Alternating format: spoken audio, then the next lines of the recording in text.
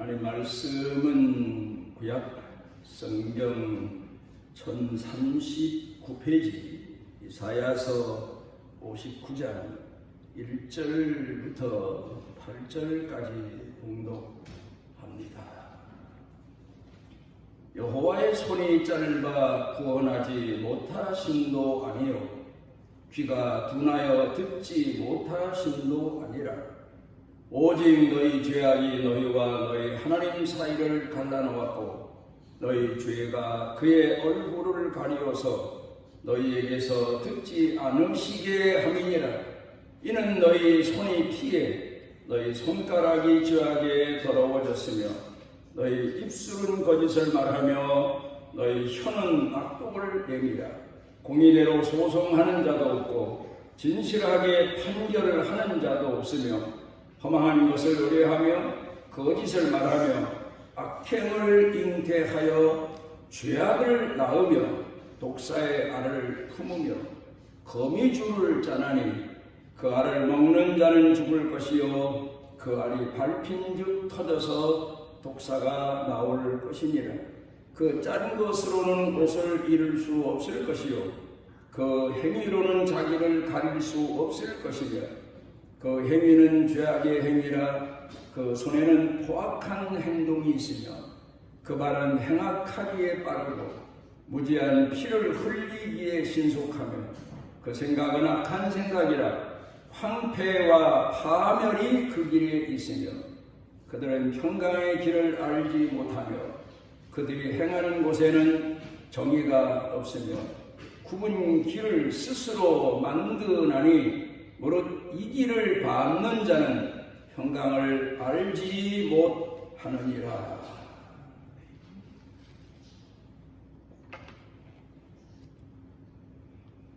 예전에 어떤 코미디언이 이런 얘기를, 의미 있는 얘기를 했습니다.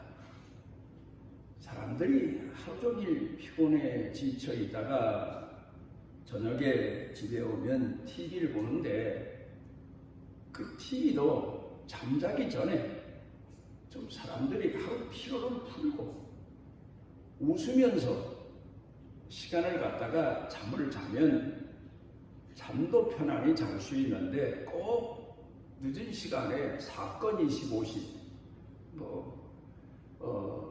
그것이 알고 싶다 그런 범죄 프로그램을 해서 사람들이 그걸 보며 분노하고 두려워하고 무서워하고 그러다가 잠을 자게 되면 잠의 꿈도 사나운 꿈을 꾸지 않겠느냐. 그래서 저녁 늦게 사람들이 잠자기 전에는 코미디 프로그램을 좀 방영했으면 좋겠다. 우스갯소리 같지만 의미 있는 그런 얘기를 했습니다. 이 근간에 우리 사회가 얼마나 혼란스럽고 사람들이 뭔가에게 쫓기고 위협당하고 그러면서 불안한 시대를 살고 있는지 참으로 안타깝기 이를 데 없는 그런 때를 살고 있습니다. 이럴 때 우리들은 코미디언이 말한 것처럼 코미디 프로, 우스갯소리 이런 거를 듣고 보면서 웃다가 잠자기보다는 신앙인으로서 하나님의 말씀, 아주 귀한 말씀들을 보면서 하루 일과에 내 속에 쌓여있는 감정들, 분노, 상처 이런 것들을 치유받으면서 잠자리에 들어야 되지 않을까 이런 생각을 해보게 되고 또 사실 그렇게 살아야 우리가 하루도 그렇고 그 이튿날 아침에도 새로운 신앙인으로서의 출발할 수 있는 시간을 갖게 되지 않을까 이런 생각을 합니다. 특별히 신앙인들이 요 근간에 겪는 혼란스러움은 하나님 성전에조차도 마음대로 오르지 못한다는 그런 것 때문입니다. 이런 시대가 올 줄은 몰랐습니다. 그런데 요 근간에 보면은 하나님 성전에도 자주 못 가다 보니까 뭔가 모르게 신앙과 멀어지고 교회와 멀어지는 아주 하루하루 살기를 지탱해 가기가 어려운 그런 시대를 살고 있잖아요. 그런 분들에게 오늘 본문의 말씀이 경고가 되고 위로가 되고 치료가 되고 새로운 변화를 모색하는 그런 계기가 됐으면 합니다. 어떤 사람이 아침 일찍 일어나서 산책하는 버릇이 있어서 산책을 하는데 그만 큰 개를 만나서 물렸습니다. 그래서 병원에 급히 가서 의사를 만나서 진단을 받아본 결과 의사가 말하기를 선생님을 물은 개가 관견병에 걸려 있는 개라서 선생님 몸에도 그 관견병 기운이 전달됐습니다. 그러니까 이 소리를 듣고 이 개에 물린 젊은 청년이 당황스러워하고 얼굴이 노래지더니 뭔가 생각이 났는지 번뜩 주머니에서 볼펜을 꺼내가지고 뭘 열심히 적습니다. 그러니까 의사가 이분이 관견병에 걸려서 죽나보다 해서 유서를 쓰나보다 생각이 되어서 선생님 지금 시대가 어느 때입니까? 관견병에 걸려서 죽지는 않습니다. 유서까지 쓰실 필요는 없습니다. 치료받으면 다 낫습니다. 그랬더니 이 사람 하는 얘기가 예, 저도 그건 압니다. 관견병에 걸렸다 하더라도 치료받으면 낫는다는 것도 압니다. 그런데 뭘 적으셨습니까? 그랬더니 그게요, 내가 관견병에 걸려있는 동안에 나가서 물어뜯을 사람들 이름을 명단을 종이에 적은 겁니다. 그런 우스갯소리 같은 이야기가 있습니다. 미친 척하고 누군가 물어뜯고 싶은 사람이 많았다. 그런 얘기고 현대를 살아가는 사람들의 심리 상태를 잘 드러내놓은 유머이기도 합니다. 그런데 지금 우리가 살아가는 이 시대를 돌이켜보면 병균의 문제가 아니고 역시 사람들의 문제다. 뭐 그런 얘기 하지 않습니까? 홍수 피해, 화재 피해, 어떤 피해가 난 다음에 이건 자연재해라기보다는 인재다. 사람들이 잘못해서 또 큰 화를 당하는 거다. 그렇게 이 얘기들을 많이 합니다만은 요 근간에 코로나 문제도 그래요. 그것보다 더 큰 문제가 우리 사회에 만연되어 있다는 사실을 사람들은 생각지 못합니다.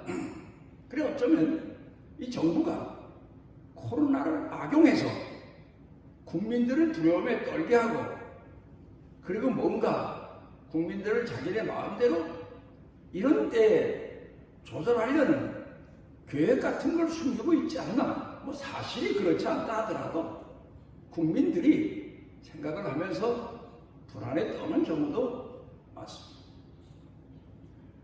사람이 사람을 선택해서 사람을 쓸 때에는 옛날에는 인격 있는 사람, 품행이 방정한 사람, 모범이 되는 사람, 남을 위해 헌신하고자 하는 사람, 이런 사람들을 등용해서 썼습니다. 그래서 나라를 다스려도 나라가 평안하고 회사를 운영해도 그 회사가 소비자들로부터 많은 존경을 받게 되고 그런데 이 근간에 높은 사람들, 사람 쓰는 사람들이 사람 쓰는 걸 보면 마치 사냥개를 모집하고 미친 개를 모집해서 자기 앞에다가 들러리 서놓은 것 같은 그런 현상을 우리들이 봅니다. 이게 더 큰 문제예요. 코로나보다, 전염병보다 더 큰 문제예요. 어떤 데 TV 같은 데 나오는 높은 자리에 앉았다는 사람들 보면 저 미친 게 아닌가?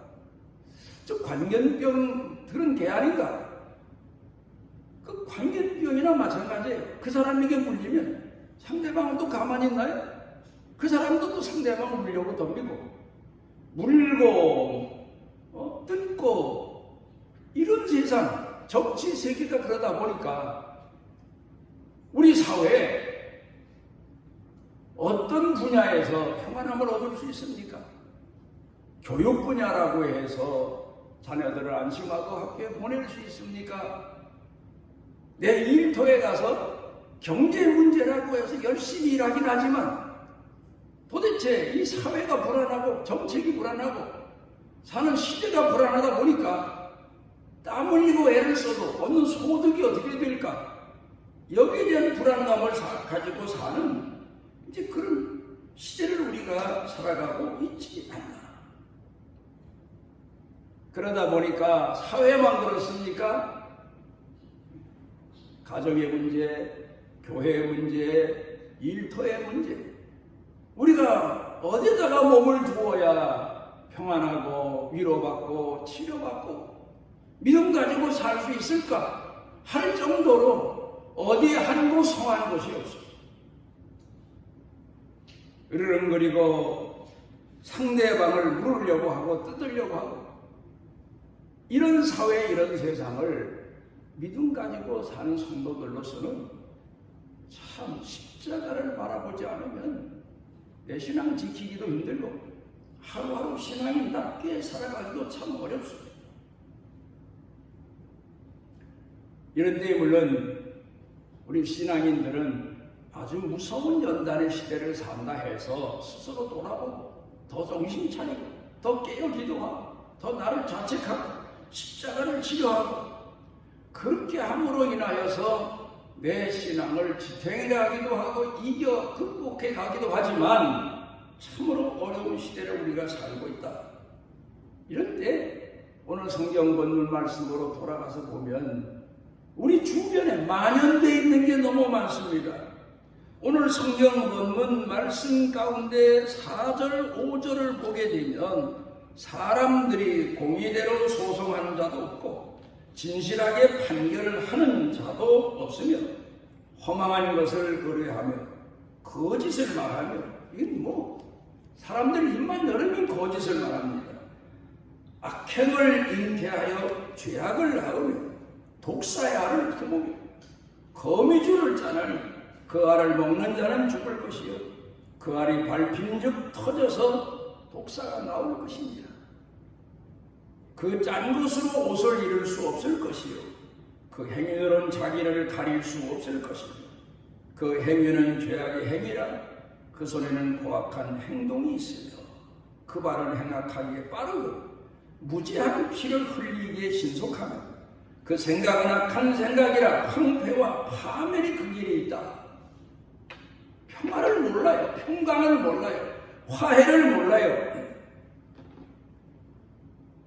이런 시대에 이런 사람들 속에 살다 보니까 우리가 마땅히 신앙인으로서 가져야 될 마음의 평화, 그걸 상실하고 사는 경우가 참 많습니다. 미국이 낳은 세계적인 트럼펫 연주자 루이 암스트롱이라는 분은 와다 원더풀 월드라는 노래를 불러서 세상 사람들이 즐겨 부르고 지금까지도 전설처럼 그 노래가 남아 있습니다.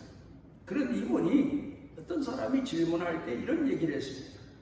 당신은 어떻게 그렇게 귀한 음악을 할 수 있으며 그 당신이 하는 음악을 통해서 연주를 통해서 사람들이 마음의 치유를 받고 평화를 얻을 수 있습니까? 그랬더니 마음의 음악이 있다면 마음 속에 음악이 있는 사람은 어느 때든 노래를 부를 수 있고 남에게 감동을 줄 수 있는 그런 인생을 살 수 있습니다. 그런 유명한 얘기를 했습니다. 음악이라고 하는 것은 어떤 리듬의 문제, 곡조의 문제, 그 문제를 넘어선 영혼의 문제다. 결국 그런 얘기를 했습니다. 오늘 예수 믿는 사람들이 겪고 있는 마음의 갈등, 아픔, 상처, 이걸 오늘 성경 본문에서는 되돌릴 수 있는 방법을 가르쳐 교훈하고 있습니다. 우리 예수를 믿는 사람들 마음속에 있어야 될 것, 이게 뭐냐? 샬롬입니다. 유대인들이 서로 만나면 인사할 때 사용하는 샬롬, 하나님과의 평화입니다. 참 중요한 얘기입니다. 밥 먹었니? 잠 잘 잤니? 평안히 지내니? 건강하니? 그 이상의 얘기입니다. 내가 오늘 고난 당해도, 내가 오늘 밥을 못 먹어서도, 가장 중요한, 너 하나님과의 관계는 어떻게 되어 있냐? 하나님과의 관계만 평화롭다면 문제없다. 거지 나사로 생활해도 문제없고, 내가 병중에 있어도 문제없다. 하나님과의 평화를 이루고 사느냐? 하나님과의 평화를 이루고 살도록 내가 기도한다, 축복한다. 얼마나 멋있는 얘기입니까? 우리 예수 믿는 사람들이 이걸 오늘 마음속에 새겨둬야 됩니다. 그런데 하나님과의 평화, 하나님이 주시는 평강, 성령께서 주시는 마음의 평안, 어떻게 얻을 수 있습니까? 예수님께서 복음을 전하시면서 사람들이 많이 몰려오니까 산상으로 올라가셨습니다. 그리고 거기서 입을 열어서 사람들을 가르친 내용이 마태복음 5장, 6장, 7장의 산상, 수훈, 보훈, 그 내용으로 기록되어 있습니다. 얼마나 귀한 말씀인지 모릅니다. 그 당시에 로마 사람들로부터 압제를 당하는 것은 물론 로마 앞잡이들로부터 또 같은 동족에게 당하는 고통이 서민들에게, 못 사는 사람들에게, 가난한 사람들에게 얼마나 컸는지 모릅니다. 상처투성이 짓밟히고 삽니다. 이젠 뭐 포기하고 삽니다. 그런 사람들을 향하여서 예수님께서 가르치신 교훈이 샬롬입니다. 결국 마태복음 5장, 6장, 7장의 내용을 가만히 읽어보면 샬롬입니다. 하나님과의 관계부터 개선하고 나아가서 그대로 살아라. 원수를 원수로 대하지 말고, 네게 악을 베푸는 자에게 악을 베풀지 말고, 그에게 선을 베풀고 하나님이 우리에게 베푸시는 것처럼 너희도 나가 그렇게 살아라. 최선의 방법이다. 그렇게 가르쳐 교훈하시고 있습니다. 샬롬의 신앙입니다. 오늘 우리는 이 문제를 놓고 얼마나 기도했는지 생각해 봐요. 가정의 문제, 부부간의 문제, 부모와 자식 간의 문제, 형제, 이웃 간의 문제, 같이 사는 사람들과의 문제, 그 이전에 하나님과의 관계에 있어서 샬롬을 유지했느냐, 평화를 유지했느냐, 그걸 놓치면 안 됩니다. 오늘 성경 본문으로 돌아가 봅니다. 이사야 시대에도 사람들이 하나님을 공경한다고 말은 그러면서 그 마음을 딴 데 뺏기고 삽니다. 그래서 오늘 성경 본문에서 지적하고 있는 세 가지 내용이 있습니다. 먼저는 사람이 자기가 살아가며 뭔가 잘못되면 환경 탓을 합니다. 시대 탓을 합니다. 배경 탓을 합니다. 자신에게 문제가 있다는 사실을 인식하지 못합니다. 하나님과의 관계가 어그러졌다는 사실을 깨닫지 못합니다. 두 번째, 다른 사람에게 책임을 돌립니다. 원인도 돌립니다. 다른 사람이 잘못돼서 내가 그 피해를 입고 있다, 그렇게 생각합니다. 그 다음에 마지막에 결국은 하나님을 원망합니다. 왜요? 여기 오늘 성경 본문에 보면 두 가지를 첫 번에 지적합니다. 먼저 하나님의 손이 짧아서 구원하지 못하신다. 하나님 능력이 모자라다. 그런 얘기죠. 하나님께서 나를 버리셨다, 방치하셨다, 그렇게 착각을 한단 말이에요. 뭐 하나님이 늘 이 문제에 대해서 어떻게 하실 수 있을까? 그런 생각을 합니다. 두 번째로는 내가 그렇게 기도했는데 하나님이 내 기도를 안 들어주셨다.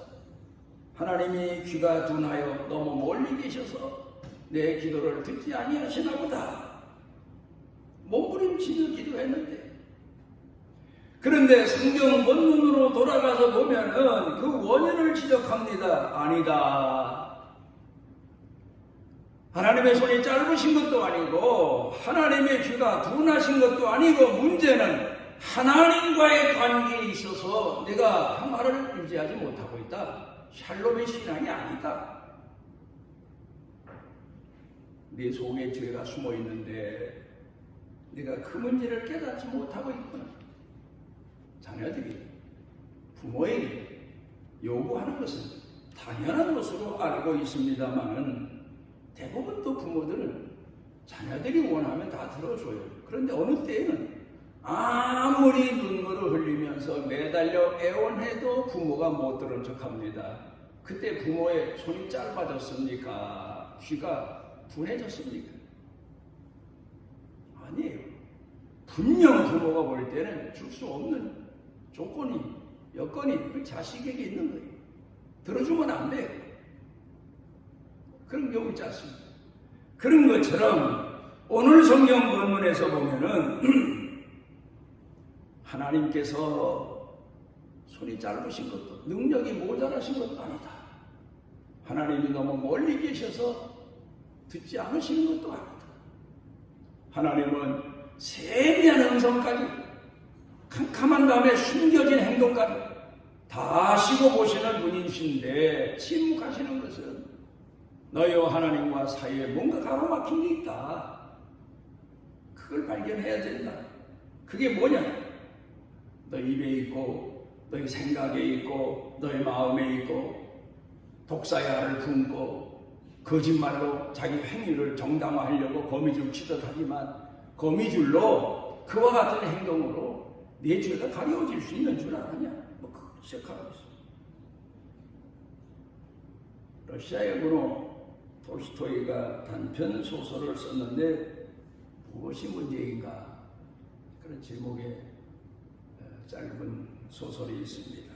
거기 보면 두 집이 이웃 간에 사는데 아주 사이가 좋습니다.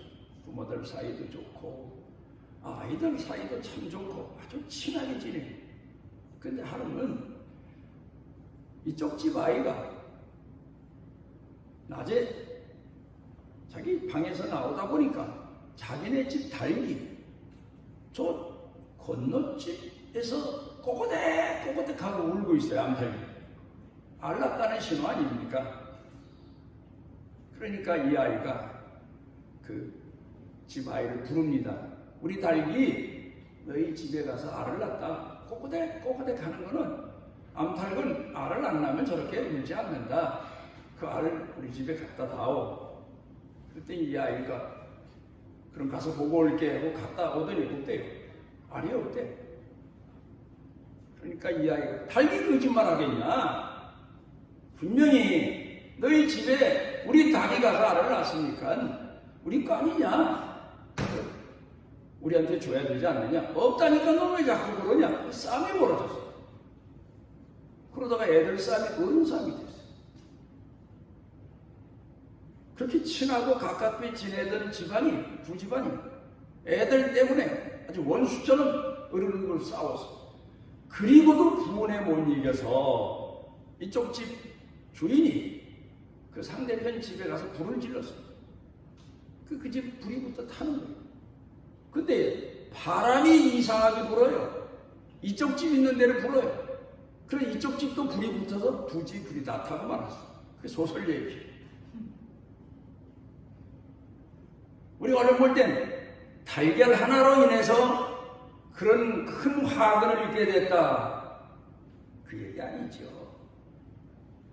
우리가 볼 때 법으로 보면 그래요. 그런데 좀 더 깊이 보면 신앙이 없어서, 말씀이 없어서. 그 두 집 중에 누군가 하나에게 신앙만 있고 하나님의 말씀이 있었으면 속옷을 달라는 자에게 겉옷까지 주고 오리를 가려면 심리 가주면 되는 거지. 그러면 그런 큰 화근도 없어지게 될 거고 다시 옛날처럼 서로 신뢰를 회복하고 두 집이 다정하게 살 수 있는 걸 철천지 원수처럼 돼버리고 만 거 아닙니까? 오늘 우리가 살고 있는 이 시대에 문제가 뭡니까? 신앙을 잊어버렸어요. 여호와 앞에 부름받은 구원의 신앙을 상실했어요. 그 마음 가운데서 신앙으로 다 해결할 수 있는데 신앙이 없다 보니까 달걀 하나 가지고도 두 집안이 망하는 데까지 끝까지 싸우고 끝까지 다투고 끝까지 간다 그런 말이에요. 우리 살아보십시오. 끝까지 가요. 대법원에서 판결 내렸다고 끝나지 않아요. 그 다음에 또다시 또 다른 재판으로 걸고 가요. 왜 이럴까? 어떤 변호사분의 고백입니다. 이분이 변호사 직업을 갖기 전에는 유명한 판사로 재직했어요. 그러다가 판사 끝나고 이제 변호사 개업을 했는데 이분 얘기가 솔직한 고백입니다. 최소한 법을 공부한 사람이면 더군다나 남의 재판을 해서 죄인을 벌주고 하던 사람이면 변호사 개업을 했을 경우 누가 사건을 의뢰해 오면 이게 옳은지 그른지 봐서 이거 옳다 하면 맞고 그러다 하면 맞지 말고 그래야 될 거 아니에요. 근데 맞는데 근데 중요한 건 얼마짜리로 해드릴까요? 그런다는 거예요. 돈이 많으면 질 것도 이기게 해주고 악한 사람도 선한 사람으로 만들어주고 지금 우리가 살고 있는 시대가 그렇다. 국민들이 재판하는 문제에 대해서 신뢰하지 않잖아요. 정부에 대해서, 법원에 대해서. 요 근간에 보면 어쩌면 저것이 저렇게 됐나? 거기가 그래야 될 것이 아닌데 오히려 정당한 사람을 죄인 만드는 올바르게 살겠다고 하는 사람을 몰아붙이는 어떻게 보면 미친 개를 풀어서 상대방을 물어서 어떻든 주저앉게 하고 끝나게 하려는 그런 세상 같아 보인단 말입니다. 국민 눈에 볼 때에는.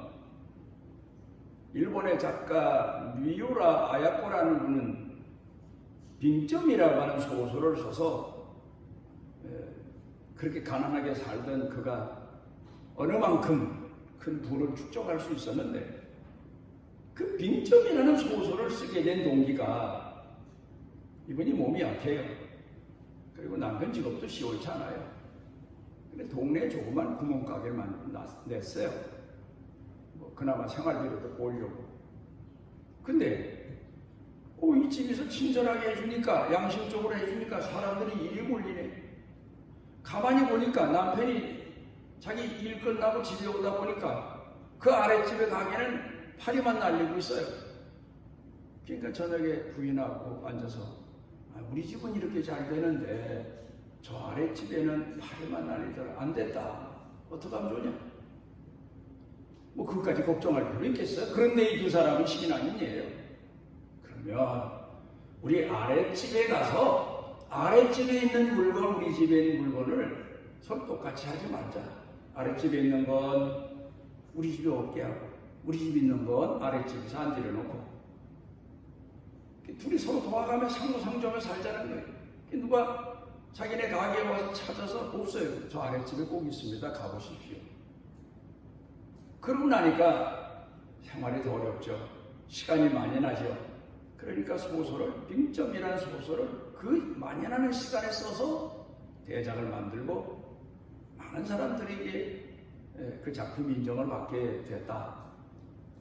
최소한 신앙인은 신앙의 방법대로 살고 하나님이 능하신 하나님이 어떻게 섭리하시고 역사하실 줄로 믿는 그 믿음을 훤히 내다보고 살 줄 알아야죠. 물론 자기가 쓴 소설이 대작이 돼서 히트를 쳐서 큰 돈을 벌리라 그런 생각한 건 아니지만 이렇게 좋은 마음을 가지고 신앙인의 마음을 가지고 살다 보니까 결국 그 보상이 돌아왔다 그런 얘기 아닙니까? 오늘 성경 본문 7절에 보면 공의대로 판단하는 자도 없고 오늘 우리 정부나 사회에서 공의대로 판단한다고 생각합니까? 저는 TV 같은 걸 보면 그런 거 보면 채널을 돌려요. 아니 미친 개를 앞에다 전부 내세운 것 같아요. 그거 물리면 상대방도 가만히 있어요. 관념병이 올라가는 것처럼 상대방도 미쳐요. 그 싸워요. 진리대로 생각하는 자도 없어요. 독사의 알을 품어요. 거미줄 치듯 자기를 방어하지만 그게 방어가 돼요. 왜 이러냐? 이데올로기 시대다 그렇게 말하지 않습니까? 그러니까 우리 신앙인들은 요새 무슨 보수니 진보니 사회주의니 공산주의니 이런 얘기가 많이 나와요. 이런 건 논란을 벌일 때에는 사회는 안정할 수가 없어요. 그 이상 진리의 시대가 돼야 돼요. 그러니까 철학자 소크라테스가 약사발을 받으면서도 악법도 법이다. 법을 지켜야 된다. 그리고 그 약사발을 받고 죽지 않았습니까?